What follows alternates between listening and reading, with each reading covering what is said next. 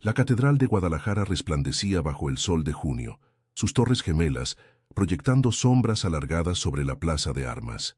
Verónica Mendoza ajustó su velo de encaje por 10ª vez mientras esperaba en la sacristía, el aroma de los lirios blancos mezclándose con el perfume caro que su madre había insistido en comprarle. A través de las pesadas puertas de madera, escuchaba el murmullo de 300 invitados, el susurro de expectación que precedía a toda boda importante en la alta sociedad tapatía. «Estás hermosa, mija», murmuró su padre, Roberto, ajustándose el nudo de la corbata. Sus ojos brillaban con lágrimas contenidas. «Antonio es un hombre afortunado». Verónica sonrió, aunque algo en su estómago se retorcía con nerviosismo. Habían estado juntos 5 años, desde que se conocieron en la Universidad de Guadalajara. Antonio Villarreal era todo lo que sus padres habían soñado. Ingeniero exitoso, de buena familia, con un futuro prometedor en la empresa constructora de su padre. Era guapo, atento y la hacía reír. ¿Por qué entonces sentía este vacío inexplicable? El coordinador de la boda asomó la cabeza por la puerta. «Señorita Mendoza, es hora. El novio ya está en el altar». Su padre le ofreció el brazo.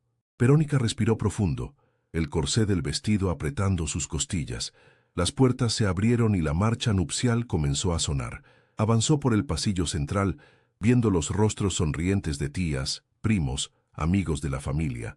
Las vigas de cantera rosa de la catedral parecían observarla desde lo alto. Entonces lo vio. Antonio estaba frente al altar, pero su postura era rígida, antinatural. El padre Hernández lo miraba con confusión. Y junto a Antonio, demasiado cerca, estaba una mujer que Verónica reconoció inmediatamente. Daniela Cortés, la pasante de 23 años que trabajaba en la constructora. Su vestido rosa pálido destacaba como una mancha entre los trajes oscuros de los padrinos. Verónica sintió que el mundo se ralentizaba. Antonio se giró hacia ella, su rostro pálido, los ojos vidriosos. Daniela le tocó el brazo y le susurró algo al oído. El murmullo de los invitados se transformó en un zumbido confuso. «Antonio, ¿qué está pasando?», preguntó su padre deteniéndose a mitad del pasillo. Antonio dio un paso atrás, alejándose del altar.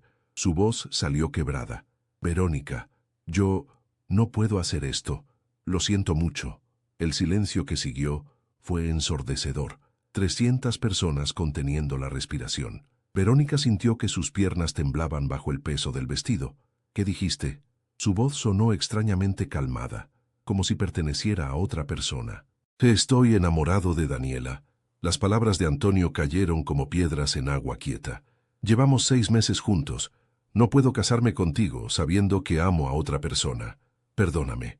Tomó la mano de Daniela y comenzaron a caminar hacia la salida lateral de la catedral. Los pasos de Antonio resonaban contra el mármol, cada uno un golpe en el pecho de Verónica. Daniela lo seguía, la cabeza gacha pero con una sonrisa apenas perceptible en los labios. La madre de Verónica, Guadalupe, fue la primera en reaccionar. Su grito atravesó el silencio como un cuchillo. «¡Desgraciado! ¡Cobarde!».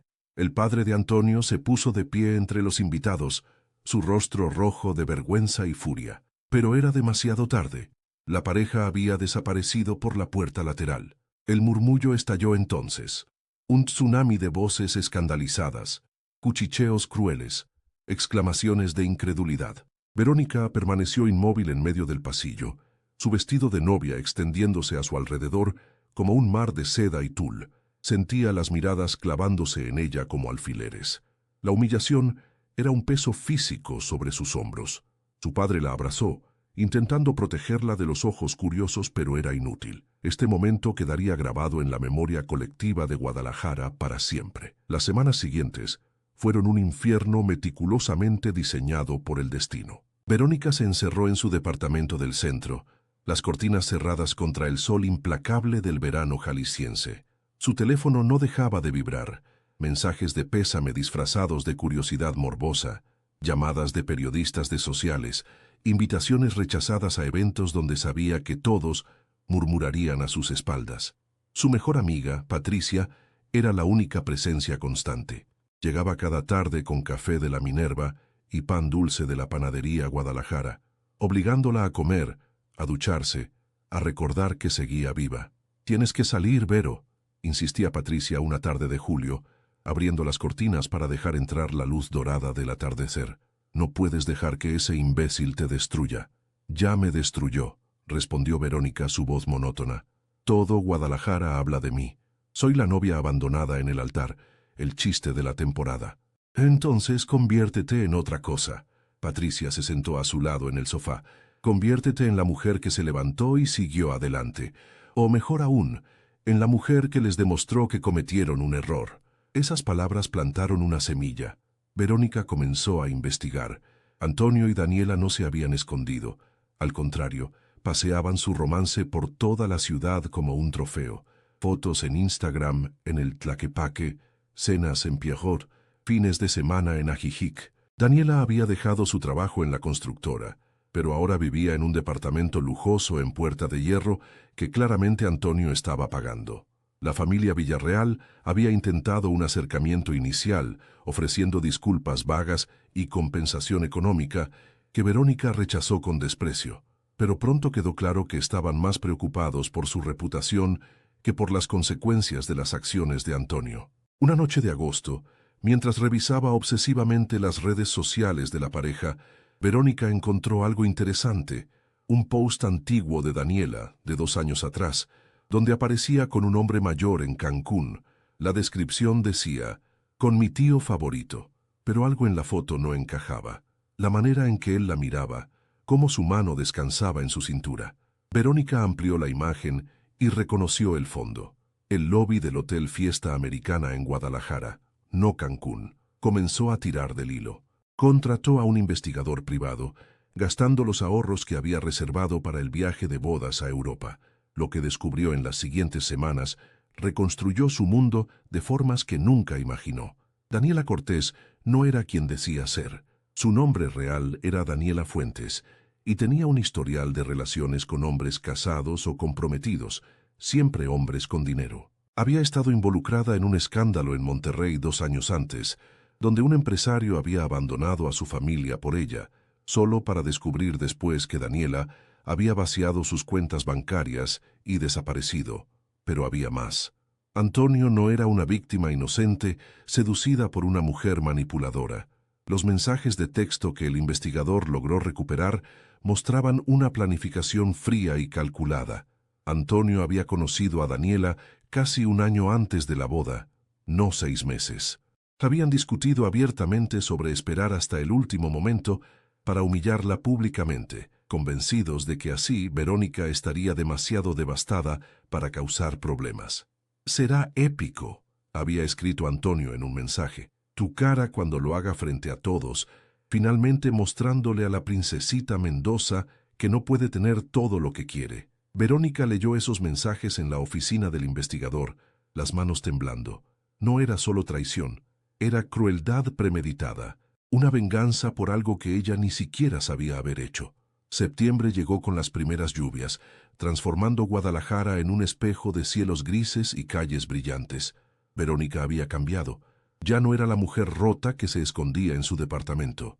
Se levantaba cada mañana a las 6, corría por el parque metropolitano mientras la ciudad despertaba y luego pasaba horas en cafeterías del centro histórico, planeando. Patricia notó el cambio inmediatamente.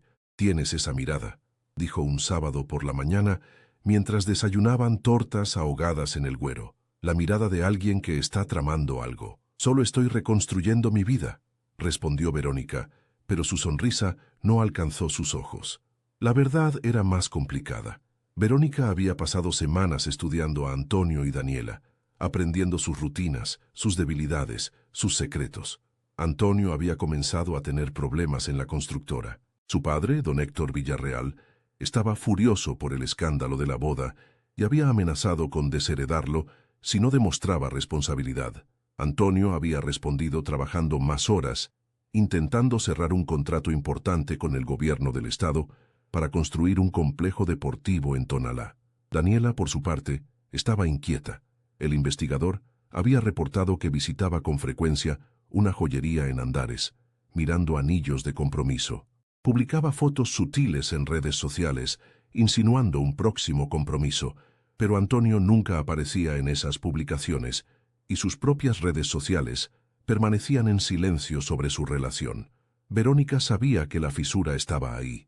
Solo necesitaba encontrar la manera de ensancharla. La oportunidad llegó de forma inesperada. En una reunión familiar en casa de sus padres, su tío Mauricio mencionó casualmente que había visto a don Héctor Villarreal en el club de industriales, quejándose amargamente de Antonio y hablando de cambiar su testamento. Dijo que su hijo había demostrado ser irresponsable e inmaduro, contó Mauricio mientras cortaba su carne asada, que estaba considerando dejar la empresa a su sobrino Fernando. Verónica sintió que las piezas comenzaban a encajar. Llamó al investigador esa misma noche. Necesito que averigües todo sobre Fernando Villarreal, y quiero saber exactamente cuánto vale la constructora de don Héctor. Los resultados llegaron en una semana. La constructora valía cerca de 200 millones de pesos, y Fernando Villarreal era un ingeniero competente que había estado trabajando en la sombra de Antonio durante años, construyendo una reputación sólida, mientras su primo disfrutaba de los privilegios de ser el hijo del dueño. Verónica hizo algo que nunca había considerado antes.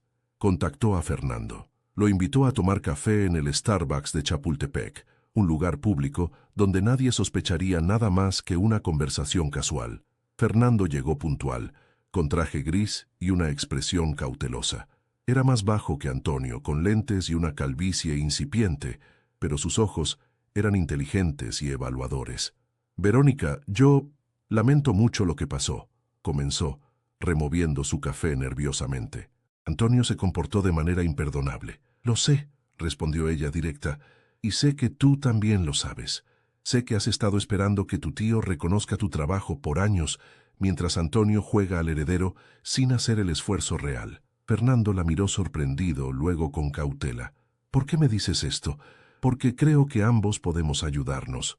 Verónica se inclinó hacia adelante. Yo tengo información que puede arruinar a Antonio completamente. Tú tienes acceso a la empresa y a tu tío. Juntos podríamos asegurarnos de que Antonio pierda todo, su herencia, su reputación, su futuro. Eso suena a venganza, dijo Fernando, pero no se levantó de la mesa. Es justicia, corrigió Verónica.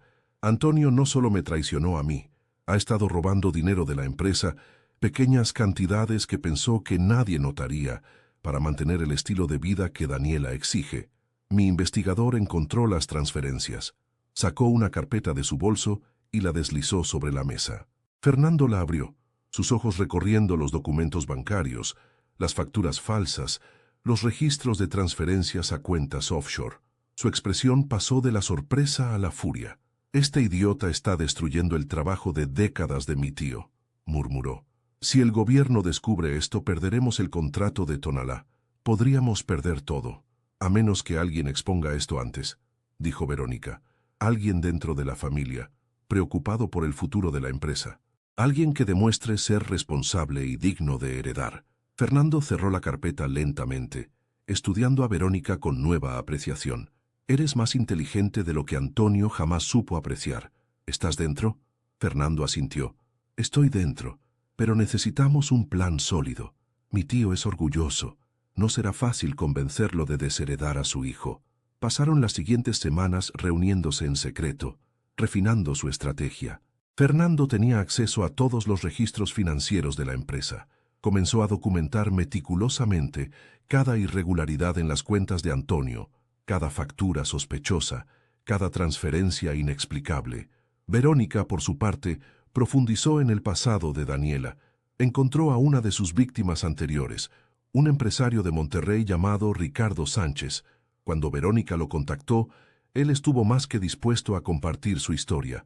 Daniela lo había dejado en la ruina financiera y emocional, y su familia aún no le hablaba. Grabó un video detallando todo. Cómo Daniela lo había manipulado, robado y abandonado. Tenía documentos, conversaciones, pruebas de estafas anteriores. Quiero que esta mujer pague por lo que hace, dijo Ricardo al final de su testimonio. Si puedo ayudar a que eso suceda, cuenta conmigo. A mediados de octubre, el plan estaba listo. Don Héctor Villarreal tenía programada una junta especial de la empresa para revisar el progreso del proyecto de Tonalá. Fernando había organizado que auditores externos revisaran las cuentas específicamente relacionadas con ese proyecto. Verónica sabía que Antonio había estado desviando fondos de esa cuenta para pagar el departamento de Daniela y sus lujos constantes. La noche antes de la junta, Verónica no pudo dormir. Se paró en el balcón de su departamento, mirando las luces de Guadalajara extendiéndose hacia el horizonte. La ciudad parecía respirar con ella, esperando el desenlace de esta historia que había consumido meses de su vida. Patricia la llamó cerca de medianoche. ¿Estás segura de esto, Vero? Una vez que cruces esta línea, no hay vuelta atrás. Ya crucé esa línea el día que Antonio me humilló frente a 300 personas, respondió Verónica, su voz firme. Mañana solo cobro lo que me debe. La sala de juntas de Constructora Villarreal ocupaba el último piso de un edificio en la Avenida Américas, con ventanales que ofrecían vistas panorámicas de la ciudad. Don Héctor presidía la mesa, su presencia imponente a pesar de sus 68 años. A su derecha estaba Antonio, con traje azul marino y una expresión de confianza que pronto se desmoronaría. Fernando estaba sentado al otro lado, con una carpeta gruesa frente a él y una tablet conectada a la pantalla de presentación. Los tres auditores externos ocupaban un lado de la mesa, sus expresiones neutrales y profesionales. Bien, comenzó don Héctor golpeando la mesa con los nudillos. Fernando, me dijiste que había discrepancias en las cuentas del proyecto Tonalá.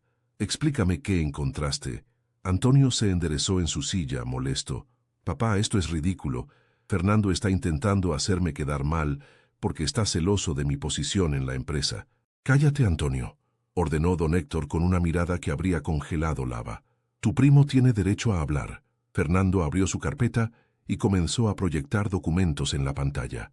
En los últimos 6 meses, se han realizado 53 transferencias desde la cuenta del proyecto Tonalá hacia una cuenta personal. El total asciende a 2.800.000 pesos. Las facturas que justifican estos gastos son falsas. Contacté a cada uno de los supuestos proveedores. Ninguno tiene registro de haber trabajado con nosotros. La pantalla mostraba cada transacción, cada factura falsa, cada depósito en la cuenta de Antonio. Don Héctor se puso pálido, sus manos apretando los brazos de su silla. Antonio, dime que esto es un error. Su voz temblaba entre la furia y la desesperación. Papá, puedo explicarlo. Antonio había perdido todo el color del rostro. Son inversiones para la empresa, contactos que estoy desarrollando. ¡Mentiras!, rugió don Héctor golpeando la mesa con la palma. Vi los depósitos. Fueron a tu cuenta personal, no a cuentas de la empresa. ¿En qué demonios gastaste 2 millones de pesos? Antes de que Antonio pudiera responder, la puerta de la sala se abrió. Verónica entró seguida por Ricardo Sánchez y un abogado. Antonio se puso de pie de un salto, su silla cayendo hacia atrás. ¿Qué hace ella aquí?, gritó mirando a su padre. ¿Tú permitiste esto? Yo la invité, dijo Fernando calmadamente. Verónica tiene información relevante para esta junta. Don Héctor miró a Verónica con una mezcla de confusión y curiosidad. Había respeto en sus ojos. Siempre había apreciado a Verónica durante los 5 años que estuvo con Antonio. Señorita Mendoza, adelante. Gesticuló hacia una silla vacía. Verónica se sentó, colocando su propia carpeta sobre la mesa. Su corazón latía con fuerza, pero su voz salió clara y controlada. Don Héctor, su hijo no solo ha estado robando de la empresa. Ha estado usando ese dinero para mantener una relación con una mujer que tiene un historial de estafar a hombres acaudalados. Me gustaría presentarle a Ricardo Sánchez, quien puede dar testimonio directo del patrón de comportamiento de Daniela Cortés. Ricardo comenzó a hablar, su testimonio detallado y devastador. Describió cómo Daniela había entrado en su vida, había manipulado sus emociones, lo había convencido de dejar a su familia y transferirle propiedades y dinero. Cuando ya no tuvo más que dar, ella desapareció dejándolo en bancarrota y solo. Investigué su historial, continuó Ricardo. Ha hecho esto al menos 4 veces antes. Tiene diferentes nombres, diferentes historias, pero el patrón es el mismo. Busca hombres vulnerables, generalmente en relaciones comprometidas, y los manipula hasta extraer todo lo que puede. Antonio estaba temblando. Eso no es cierto. Daniela me ama. Ella no es como esas otras. Verónica sacó su tablet y proyectó una serie de mensajes en la pantalla. Eran conversaciones entre Daniela y una amiga, fechadas apenas 2 semanas antes. Este idiota, Cree que voy a quedarme después de la boda, ja, ja, ja. Estoy esperando que me ponga el anillo y luego lo exprimo por todo lo que vale. Su papá es millonario, imagínate el divorcio. Ya tengo contacto con un abogado. En México puedes sacar el 50% incluso en matrimonios cortos, si juegas bien las cartas. Antonio es tan fácil de manipular. Le digo que lo amo y hace lo que sea. Hasta dejó a su prometida en la boda por mí, ja, ja, ja. Patético pero útil. El silencio en la sala era absoluto. Antonio había caído de nuevo en su silla, mirando la pantalla con expresión de horror y negación. Don Héctor leía los mensajes una y otra vez, su rostro transformándose de shock a furia incandescente. «¿Dónde conseguiste esto?», susurró Antonio. «Tengo mis recursos», respondió Verónica.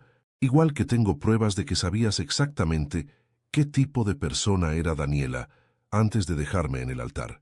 Sabías de su historial, lo verificaste tú mismo hace meses, y aún así decidiste proceder porque creías que podrías controlarla, porque pensaste que eras más inteligente que sus víctimas anteriores».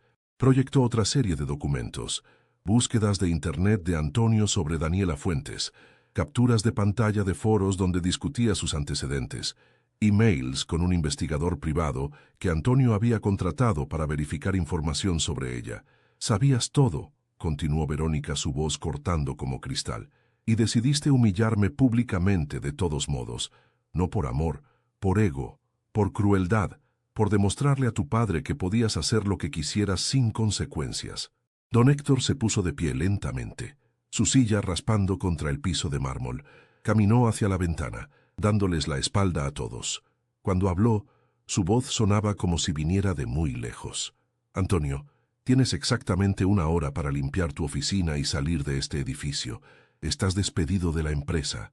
Fernando se hará cargo de todos tus proyectos, incluido Tonalá». «Papá, no. No puedes hacer esto». Antonio corrió hacia su padre. «Soy tu hijo. Cometí un error, pero puedo arreglarlo». «No eres mi hijo». Don Héctor se giró y había lágrimas en sus ojos. «Mi hijo jamás habría deshonrado a su familia de esta manera. Mi hijo jamás habría robado de la empresa que construí con mis propias manos. Mi hijo jamás habría sido tan estúpido, tan cruel, tan patético». La palabra cayó como una sentencia de muerte. Antonio retrocedió como si lo hubieran golpeado. «En cuanto a tu herencia», continuó don Héctor, «mi abogado recibirá instrucciones esta tarde para modificar mi testamento. Recibirás una suma suficiente para no quedar en la calle, pero nada más. El resto irá a Fernando y a obras de caridad. La empresa que tanto has despreciado continuará sin ti». Se volvió hacia los auditores. «Señores, preparen un informe completo de todas las irregularidades. Presentaremos esto ante las autoridades nosotros mismos antes de que se convierta en un escándalo público. La empresa Villarreal no oculta sus errores». Antonio salió de la sala tambaleándose, destrozado. Verónica lo observó irse, sintiendo una mezcla compleja de satisfacción y vacío. La venganza sabía distinta a como había imaginado, más agria, más pesada. Noviembre trajo aire fresco a Guadalajara, limpiando el calor persistente del verano. Verónica estaba sentada en una banca del Bosque Colomos, viendo a las familias pasear entre los árboles dorados. Habían pasado 3 semanas desde la junta en Constructora Villarreal, y el mundo había cambiado de formas que nunca anticipó. Antonio y Daniela se habían separado espectacularmente. Según Patricia, que seguía monitoreando las redes sociales con dedicación morbosa, Daniela había intentado manipular a Antonio una última vez, convenciéndolo de que se casaran rápidamente para asegurar algún derecho sobre la herencia familiar. Cuando Antonio le confesó que había sido desheredado, Daniela había desaparecido literalmente en cuestión de horas, dejando el departamento vacío, excepto por una nota cruel. «Gracias por nada, idiota». Antonio había intentado contactar a Verónica múltiples veces, emails desesperados rogando perdón, mensajes de voz donde lloraba y admitía todo. Ella los había escuchado una vez, sintiendo una extraña distancia de la persona que había sido, la mujer que lo había amado. Luego los había borrado todos sin responder. La historia se había filtrado eventualmente a los medios, pero no como el escándalo que Verónica temía. Gracias a la transparencia de don Héctor, al presentar el caso ante las autoridades primero, y a Fernando manejando hábilmente las relaciones públicas, La narrativa se había centrado en la integridad de la empresa Villarreal, no en el drama personal. Antonio era retratado como una aberración, un error que la familia había corregido rápidamente. Daniela había desaparecido de Guadalajara, probablemente buscando su próxima víctima en otra ciudad. Ricardo Sánchez había presentado cargos contra ella y había una orden de arresto pendiente. Verónica escuchó pasos acercándose y alzó la vista. Fernando caminaba hacia ella, con 2 cafés en las manos y una expresión cautelosa. «Pensé que podrías necesitar esto», dijo ofreciéndole uno. «Patricia me dijo que estarías aquí. Patricia necesita dejar de rastrear mi ubicación», bromeó Verónica, aceptando el café. «Pero gracias». Se sentaron en silencio por un momento, viendo a un grupo de niños jugar con un balón cerca del lago artificial. «¿Cómo estás?», preguntó Fernando finalmente. «Honestamente, no lo sé». Verónica bebió su café, el sabor amargo pero reconfortante. «Pensé que vengarme me haría sentir mejor, y lo hizo por un tiempo, pero ahora solo me siento vacía, como si hubiera gastado toda mi energía en destruir a alguien que no valía la pena el esfuerzo». «Entiendo eso». Fernando miró sus manos. «Yo también me siento extraño. Finalmente tengo la posición en la empresa que siempre quise, el respeto de mi tío, pero llegó a costa de destruir a mi primo. Sé que Antonio lo merecía, pero aún se siente mal». «¿Sabías que él y yo fuimos mejores amigos cuando éramos niños?», continuó Fernando. «Jugábamos juntos todo el tiempo. Luego la adolescencia llegó y él se volvió diferente, popular, arrogante. Yo era el primo nerd al que toleraba cuando necesitaba ayuda con las tareas. Pero aún recuerdo al niño que era antes». Verónica lo miró con simpatía. «Es complicado, ¿verdad? Odiar a alguien y aún sentir pena por ellos». «Muy complicado», asintió Fernando. «Mi tío está devastado. Apenas habla, solo trabaja. Creo que envejece 1 año cada día». Se quedaron en silencio nuevamente. Una brisa fresca agitó las hojas sobre sus cabezas, creando patrones de luz y sombra sobre el camino. «¿Qué harás ahora?», preguntó Fernando. «Patricia dice que estás considerando mudarte». «Tal vez». Verónica miró hacia el lago. «Guadalajara tiene demasiados recuerdos. Cada esquina, cada restaurante, cada lugar me recuerda lo que perdí. O peor, lo que nunca tuve realmente». «Sabes, la empresa está expandiéndose a Monterrey», dijo Fernando casualmente. «Necesitamos a alguien que maneje las relaciones públicas allá, alguien inteligente, capaz, alguien que entienda tanto el mundo de los negocios como la importancia de la imagen pública. El salario es excelente, y sería un comienzo fresco». Verónica lo miró sorprendida. «¿Me estás ofreciendo un trabajo?». «Te estoy ofreciendo una oportunidad», corrigió Fernando. «No es caridad, Verónica. Tienes un título en comunicación que nunca usaste porque Antonio quería una esposa de casa, no una profesional. Tienes inteligencia, determinación, y has demostrado ser capaz de manejar situaciones complicadas con discreción. Necesito esas cualidades en mi equipo. No sé si podría trabajar en la empresa Villarreal después de todo lo que pasó», dijo Verónica lentamente. «No trabajarías para la familia Villarreal», respondió Fernando. «Trabajarías para tu propia carrera, construyendo tu propio futuro. La empresa es solo el vehículo, y estarías a 400 kilómetros de distancia, en una ciudad nueva donde nadie conoce tu historia». Verónica consideró la oferta. Parte de ella quería rechazarla inmediatamente, cortar todos los lazos con cualquier cosa relacionada a Antonio. Pero otra parte, la parte que había planeado meticulosamente su venganza, la parte que había sobrevivido y se había vuelto más fuerte, veía la sabiduría en la propuesta. «¿Puedo pensarlo?», preguntó finalmente. «Tómate el tiempo que necesites». Fernando se puso de pie.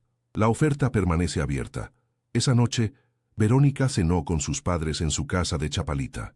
Su madre había preparado pozole, el olor llenando la cocina con memorias de infancia y seguridad.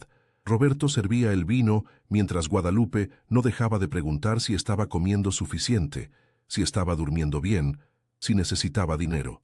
«Mamá, estoy bien», insistió Verónica por 5ª vez. «De verdad, es que me preocupo». Guadalupe le sirvió más pozole aunque su plato estaba medio lleno. «Has pasado por tanto, mija, y sé que hay cosas que no nos has contado, cosas que hiciste para arreglar la situación con Antonio». Verónica intercambió una mirada con su padre, quien asintió ligeramente. Habían hablado al respecto, decidiendo que sus padres no necesitaban conocer todos los detalles de su venganza. Hice lo que tenía que hacer para cerrar ese capítulo, dijo simplemente. Y ahora estoy lista para comenzar uno nuevo. ¿Qué significa eso?, preguntó su padre, su tono cauteloso. Fernando me ofreció trabajo en Monterrey, manejo de relaciones públicas para la expansión de la constructora. Guadalupe dejó caer su cuchara. ¿Monterrey? ¿Tan lejos? Necesito distancia, mamá, de esta ciudad, de los recuerdos, de la persona que era. En Monterrey puedo ser quien realmente soy, no la novia abandonada que todos susurran sobre ella. Pero tu familia está aquí, protestó su madre. Tus amigos, tu vida. Mi vida fue destruida frente a 300 personas en una catedral, dijo Verónica, suavemente pero firmemente. Tengo que construir una nueva.